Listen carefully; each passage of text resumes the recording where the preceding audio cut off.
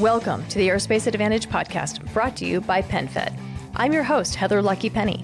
Here on the Aerospace Advantage, we speak with leaders in the DoD, industry, and other subject matter experts to explore the intersection of strategy, operational concepts, technology, and policy when it comes to air and space power. If you think about air combat legends, few names command as much respect as Colonel Chuck DeBellevue. Colonel DeBellevue was a top Air Force ace in the Vietnam War with 6 confirmed MiG kills, and he was also the first weapon system officer, a WISO, to reach ace status. Colonel DeBellevue's combat career included some of the most intense air battles of Operation Linebacker, where every flight into North Vietnam carried extreme risk. His story isn't just about personal achievement, though. It's a testament to how the Air Force adapted, innovated, and fought for control of the skies. Colonel DeBellevue wrote a piece titled Bob Lodge and the Making of Air Force Vietnam Aces, published in Air and Space Forces magazine, and we'll link to that in the show notes. And also for today's conversation, Tobias Naegele, editor-in-chief of the Air and Space Forces magazine, will be my stunt pilot. And I have to say, I'm jealous that he was able to have this conversation. It's a great one that I hope you enjoy listening to. Tobias, welcome. Thanks, Heather. Chuck, thanks for joining us today. The story you've written pulls back the curtain a bit on squadron life more than half a century ago, but it's also really about the difference a young major can make on an entire war effort. It's the story of Bob Lodge, but it's also the story of a young captain, Chuck DeBellevue, showing up for combat at a crucial time in history toward the end of the Vietnam War. Chuck, set the scene for us and for the article that you've written. It was a hard-fought war. We were not trained for what we were doing. I was not allowed to fly against another airplane, only against another F-4. So we had to do a lot of OJT. I will tell you that the last thing you want to do is do OJT in combat. So when I got to the squadron, I had 18 months flying at Seymour. My flight commander had written Joe Kittinger that I was a keeper. All my buddies were in the 13th Squadron, and Kittinger wouldn't trade. So I started flying almost immediately. But I got there the 30th of November, and actually... This is 30th November 1972. 30th November 72, about 1:30 in the afternoon. And when I told the scheduler my experiences, he looked at his watch and said, "Damn, the afternoon goes, I've already stepped. You can't fly today." Okay. He was hungry. Yeah. And so I started flying pretty quick, though. I didn't fly that day. And since I had so much experience, and most of the guys coming in, most of the backseaters coming in were second lieutenants out of NAV's training and then the fighter training, and with no experience, nothing to fall back on. So I started flying the line immediately, and by the end of of December, I had 27 combat missions, 7 of them in North Vietnam, and we weren't allowed to fly into North Vietnam, so don't ask. And and the war was initially it was almost like going to the gunnery range every day, except every once in a while somebody got shot down. And then at the end of December, we lost 4 airplanes. And it started getting serious. So let's back up just a bit. I think it's important to capture and understand that when you say you hadn't been able to fly against another airplane, you're really talking about the training that you had been able to do prior to arriving in country. Yes. But you also had quite a bit of flying experience, much more than the typical lieutenant who was arriving at that time. Why was that? Well, when I got out of the training squadron at Davis-Monthan, I was supposed to go to Southeast Asia right then. This was February of 70. And instead, I ended up going to Seymour. And I spent 18 months with the 335th Squadron at Seymour, flying everything, doing all the missions that the F4 can do. But we were not allowed to dogfight against another airplane, another type of airplane. So you're really just dogfighting against your squadron mates? Yes. Same plane. So instead of flying performance. against the other airplane, you're flying just against the pilot. And now I'm better than you are, and I'll prove it. And I don't have to worry about the other airplane. We're equal, airplane-wise. The Navy, prior to 72, developed the Top Gun program. So they would give their pilots going to the war a top-off program flying against an A4, a small, single-engine, light, very maneuverable airplane that if you tried to stay with him, he would eat your lunch. They got that training. Dissimilar combat types. tactics. And it taught them how to use the vertical. We didn't get any of that. And it was telling. Two of the airplanes that we lost in December ran out of gas. The gas gauge is in the front seat. Tell him to move and let you. I wanted to see the gas gauge. The other two got shot down. Now, this is another kind of point of interest, I think, is that you're an ace and you were a backseater. You're a weapons systems officer. Correct. Tell us how you ended up becoming a weapons systems officer, and then how you and the pilots, or the Wizzos and the pilots, worked together. Well, it started out, I got my commission on the 28th of January, 68. And in February, I went off to Craig Air Force Base in Selma, Alabama, to start pilot training. I am doing okay. And I don't know what happened, but on Monday I was doing good, and on Friday I was gone. And it took me a while to figure it out. The F-4, the Air Force put 2 pilots in the airplane. To do that, they had to put a stick in the back seat. Good, that was a good thing. The Navy puts a RIO back there, radar intercept officer. Marines did the same. There's no stick in the back of a Marine or Navy F-4. So they finally personnel decided that's a waste of a pilot. So they took the pilots out, which meant that pilot training squadrons bases were overproducing. So I wash out, go to nav training, they were starting to put navs in the back seat, so we got we got 6 F-4s, and I took one and ended up down at Davis-Monthan, and we go see the class that we're replacing, and it's all my buddies from pilot training. They're the last class of pilots going into the F-4, and they are not happy. They were unhappy because they were backseaters. Yep. They had to complete a tour in the back seat, then volunteer for Southeast Asia in order to go to a front seat program to go to Southeast Asia in the front seat. So when you get to Vietnam in December 72, you've got quite a bit of time. You had actually been helping to train up front seaters. Yeah, in the squadron, you team up with another lieutenant, and you take your mission-ready check. I got to where I would take a guy to his check ride. As soon as he got his check ride, I'd fall back, pick up another brand-new lieutenant, and take him through his check ride. Finally, the CFEs, the standing Val guys that were giving us the check ride, when I'd go to start to brief the route we were flying, they go, "You shut up. Here." Gave the book to the pilots that you brief this. You were a little practiced by then. Yeah, I've heard you too many times.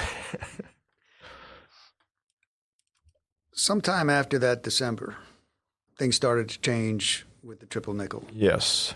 What changed, and how did that unravel? Bob Lodge was our weapons officer, and then the wing weapons officer. He was the war planner for the Southeast Asia, for 7th Air Force. So they was always going down to 7th Air Force to discuss tactics and missions. Same thing happened during Rolling Thunder when Robert Olds got to Ubon. He had to come up with a new way of doing things because they were losing too many people, and they weren't getting the kills they were supposed to get, and it was affecting the guys carrying the bombs, which affects the mission success. Bob Lodge to go down and start people thinking about what's going to happen in 72, because the peace talks weren't going well. President Nixon was getting a lot of heat, so we figured he was going to have to put us back into North Vietnam because we hadn't flown in North Vietnam for 3 years. Bob started to get things doing. The AIM-7 missiles that we use, the Navy wouldn't use them. They're tube missiles, and when you slam it on the deck of a carrier, they start not working. So, and our missiles were bolt-ons. We used 2 missiles in the aft missile bins for ballast. And so we had to get newer missiles that could actually turn. The old missiles were made for bombers. So we started getting improved missiles in, improved fusing, improved dogfight mode so they could turn. And the missiles stayed on the airplane 10 rides. If we didn't use it, they took them off, took them to munitions missile maintenance and tweak them up and put them back on my jet. They certified them. So things started to get better. We got in brand new AIM-9s, AIM-9Js. We used to have AIM-4s. AIM-4, it's a nice missile if you're going up against a non-maneuvering bomber. But the recipe to get the missile tuned, I mean, you needed a master's degree to do that. And then they had one that was logic, and then they had one that was verse logic, different, depending on what missile you had. And then once you cooled the missile, the AIM-4, you had 2 minutes. And they expected us to not cool the missile till we got into the fight ready to shoot. At that point, you're not worried about that. So we got rid of the missiles and got AIM-9Js in. And so there was a technology shift. A technology shift, also a policy shifts. You got to, and then they brought in a lot of the technology was designed to help us defeat the MiGs. Colonel Bill Kirk, who had 2 kills with when he was with Olds, set up T-Ball. T-Ball was a listening post. They would listen to the actual GCI operators talking to the MiGs, and then do a real-time translation to tell us where they were. And we didn't know who they were or anything. This was very top secret. They had to read us in so that we would use them. And then Lodge brought down from Korea 10 airplanes, 10 F-4Ds that had a modification in order to read an IFF identification friend or foe like FAA does on the MiG-21. And if we got an active return, an enemy return, and could guarantee there's no friendlies around him, we could shoot him and never had to see him. The unclassified code name, Combat Tree, was classified.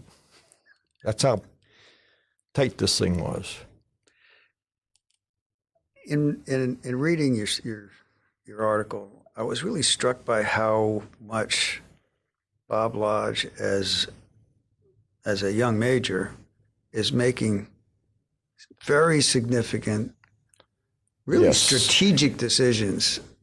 The kind of thing that you would expect that big Air Force was going to take care of for you. How did that come about, that basically this young guy who's not 30 yet is arranging for airplanes to come from different places? We were very fortunate to have a wing commander named Charlie Gabriel.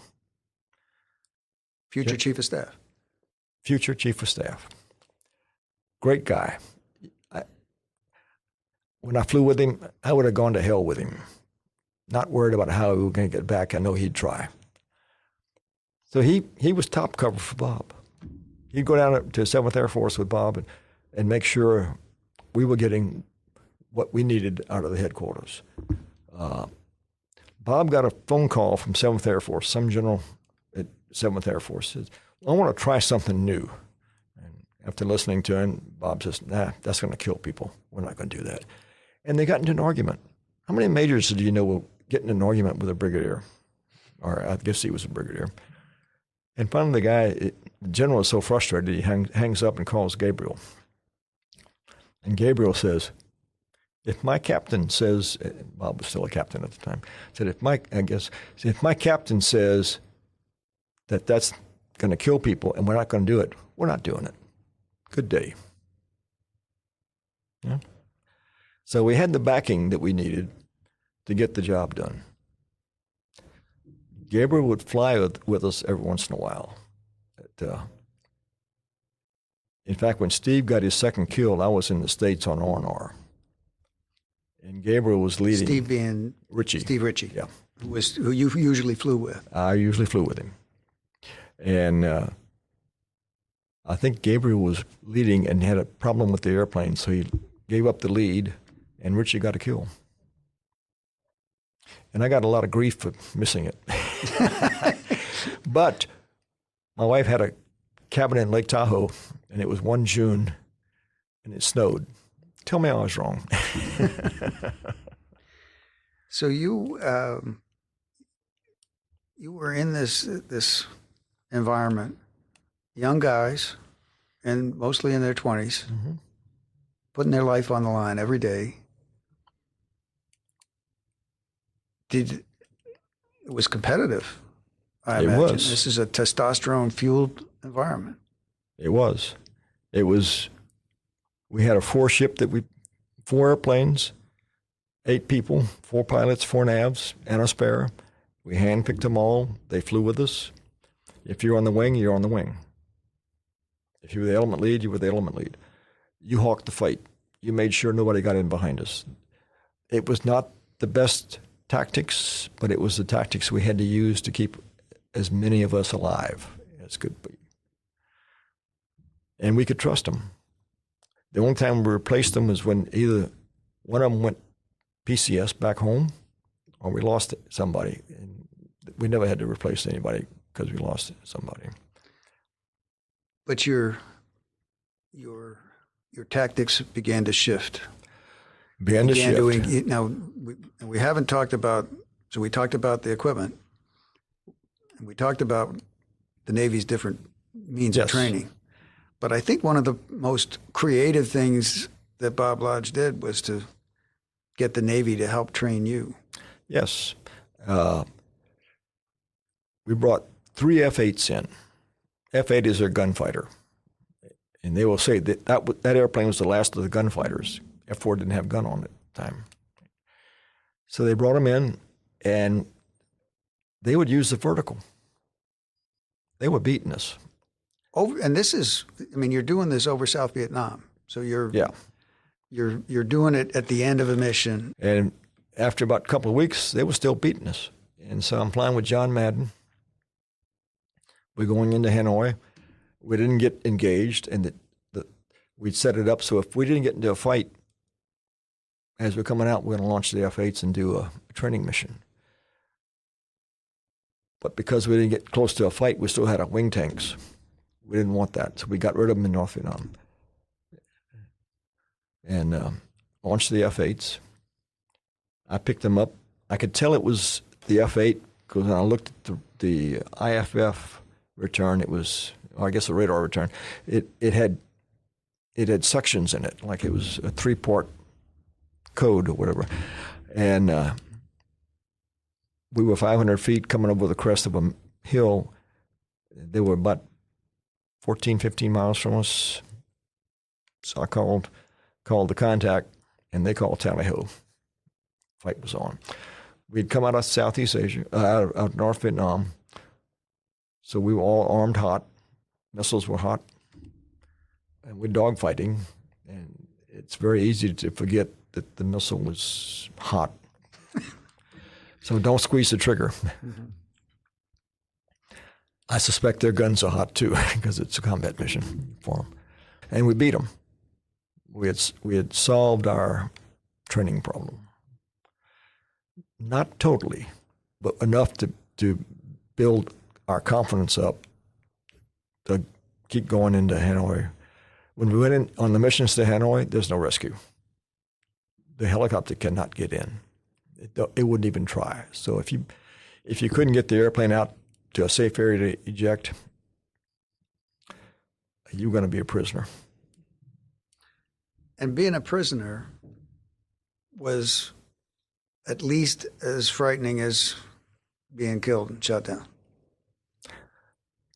Probably more frightening. We had heard about the torture. We knew what they were getting the crap beat out of them. And we knew that they knew who was leading the flights in there. So killing us would have helped their cause.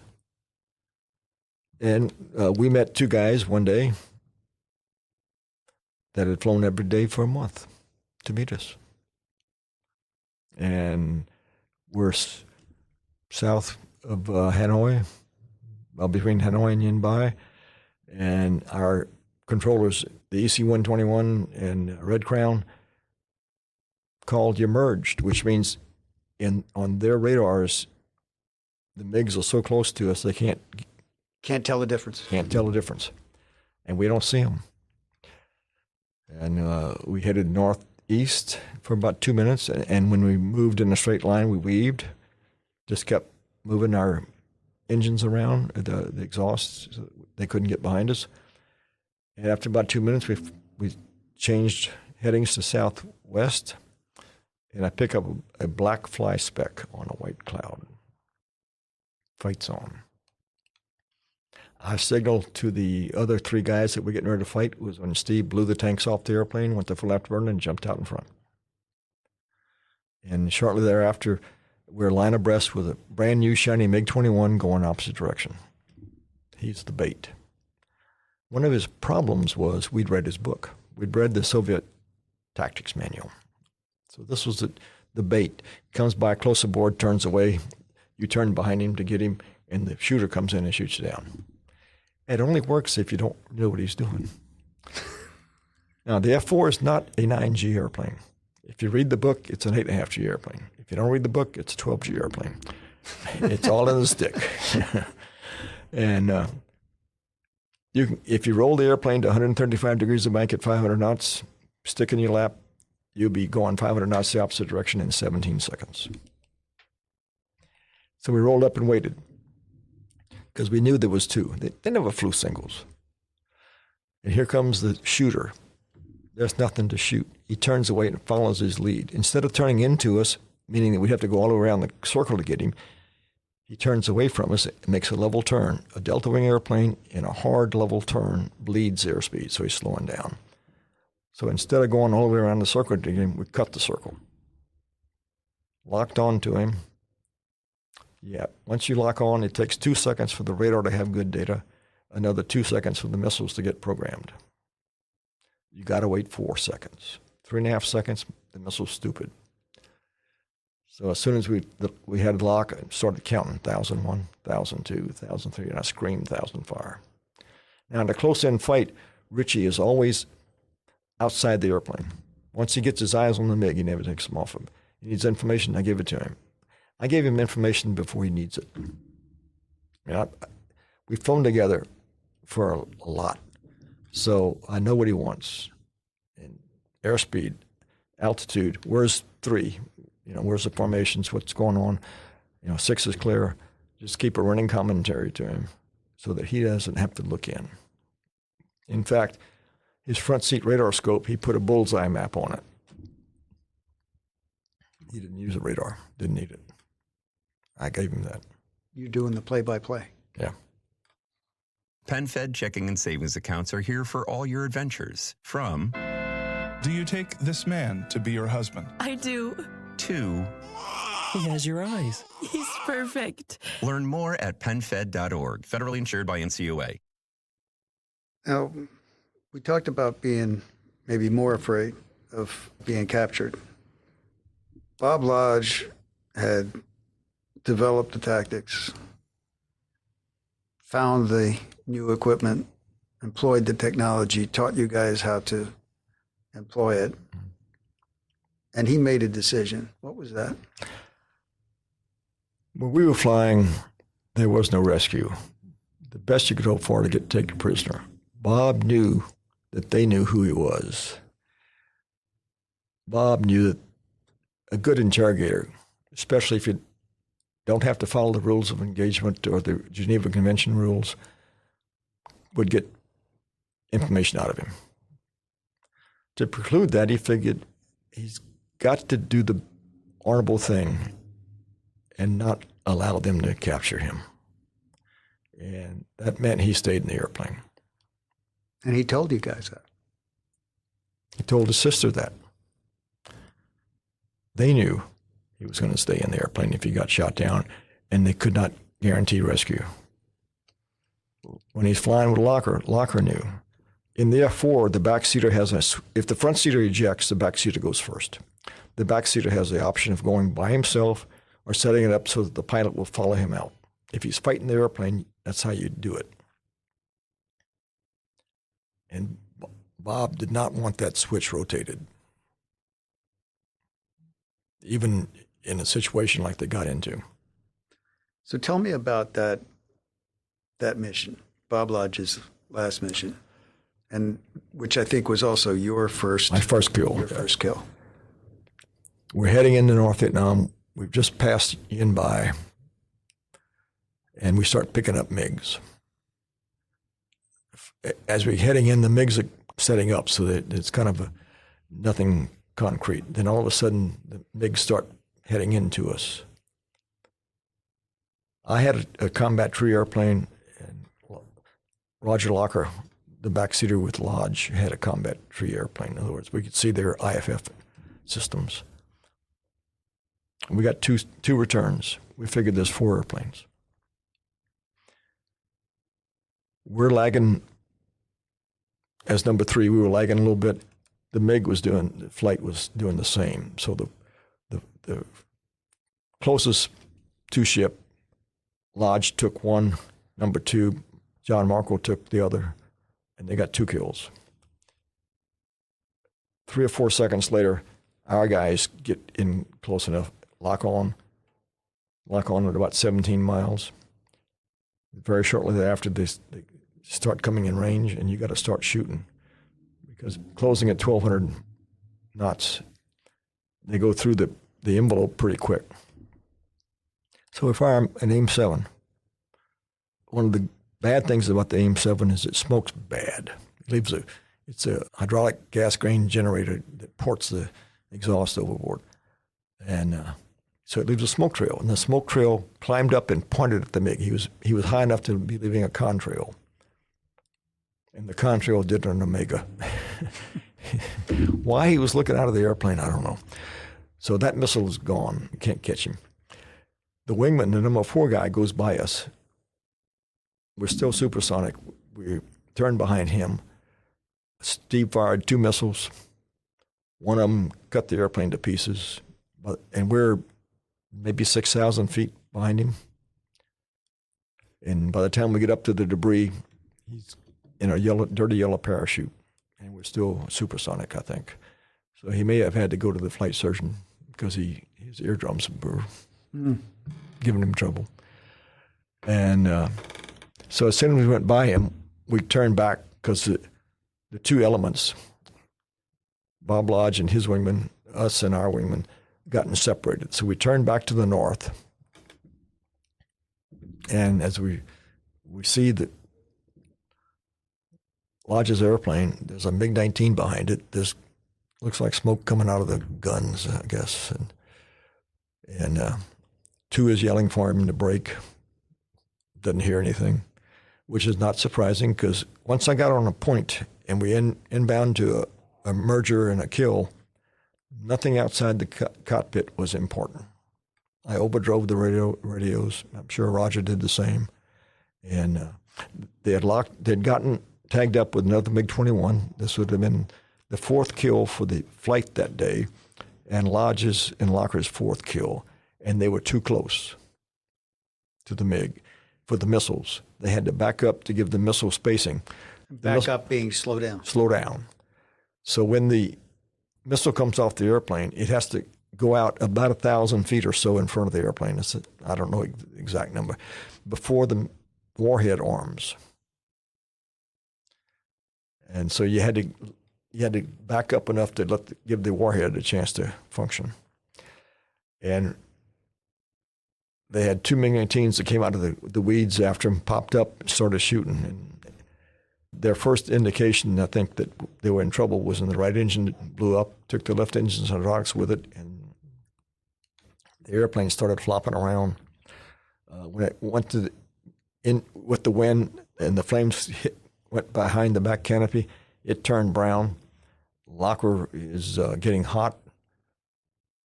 The flight suits we had 2 vent holes in the armpit area, and he had 2 burn holes, two scorch marks there. And where his helmet didn't meet the collar, the back of his head, I think, had a burn mark on it. And he says, I think it's getting hot back here or something like that, and I think I got to get out of here. And Lodge looks over his shoulders and says, okay, why don't you then? And shortly thereafter, Roger punched out. And a second or two later, the plane hit the ground, and Lodge stayed in it. You watched the whole thing? As much as we could. We weren't very close to him, but close enough to see what was going on. I didn't see any shoots. Two who was with him didn't see any shoots. He flipped over a ridge line. The airplane crashed on the face of the ridge. He's on the other side, and they're looking for him in the wrong area. And in the seat kit is a beeper, an emergency beeper, and it's tied to the side of the airplane with a lanyard. So when you punch out, it pulls the lanyard, the beepers start. We used to cut those, the lanyards. And you go, why'd you do that? Because everybody that knew we weren't coming home already knew. It's no use advertising that you're been shot down in enemy territory. So you were really trying to avoid signaling the enemy. Yes.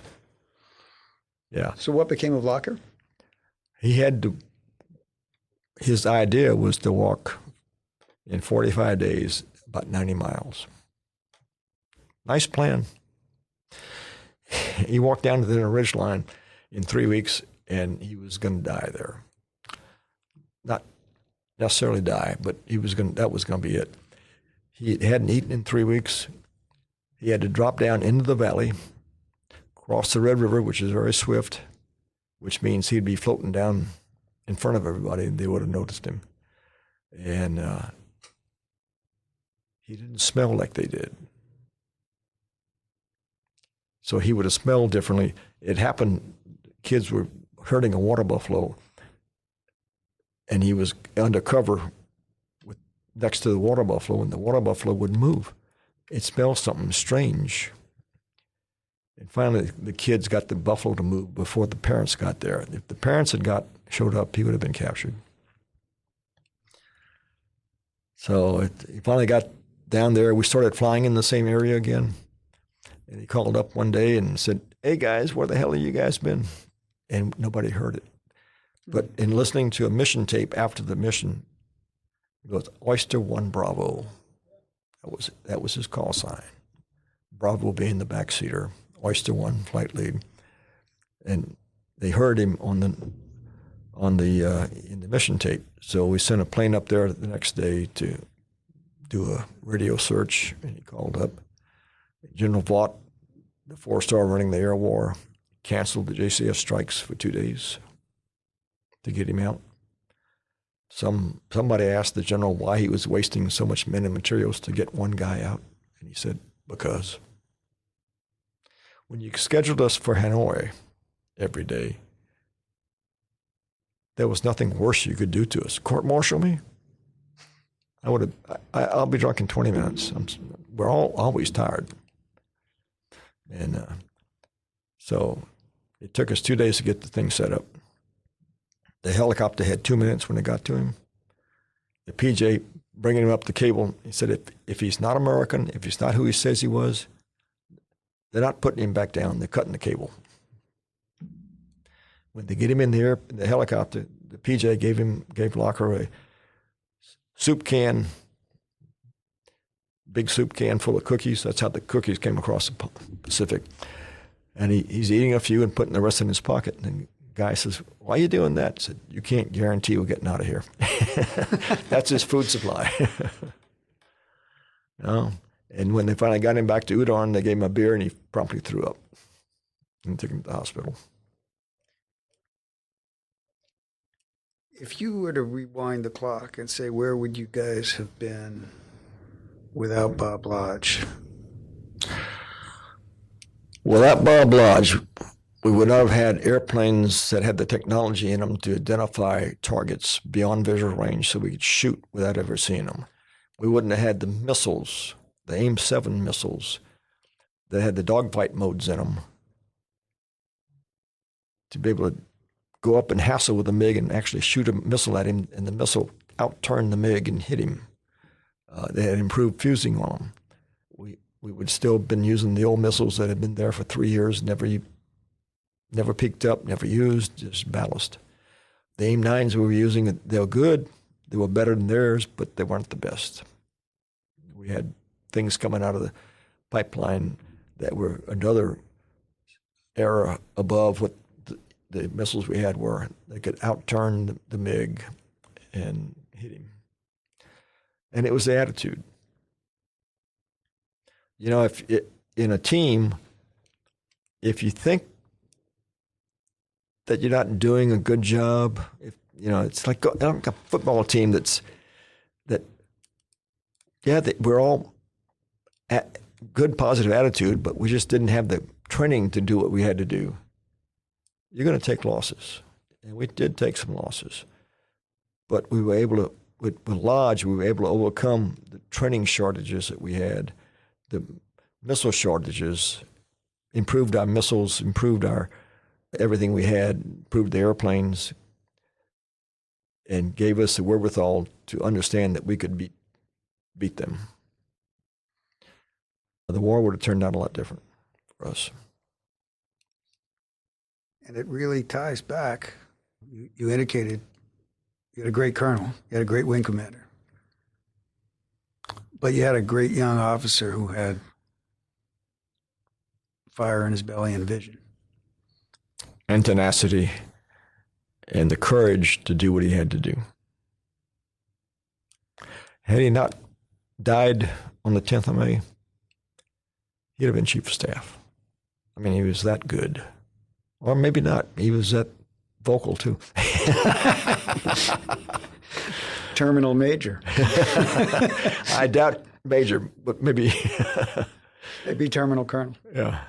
You know, it's when you're the main group that's going into Hanoi leading the pack every day, you do what you got to do.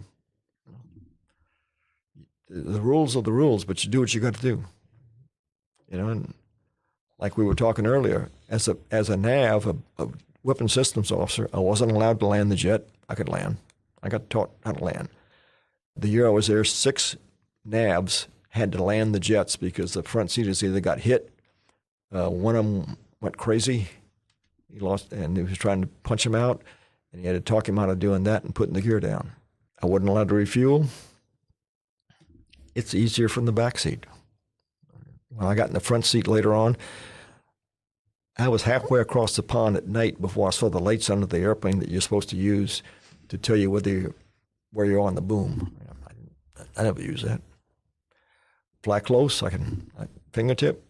I never fell off the lead airplane I was in. It's attitude. And teamwork. And that, I think, from your piece is the thing that comes through the most. This is a very tight knit, mutually dependent group of men. Later on in life, I was a base commander at Massawa and then the installation commander at Edwards. I guarantee you it's a team sport. It's not you. You don't get, you get to command it all. You got young airmen. If they don't like what they're doing, they're not going to be putting out 100%.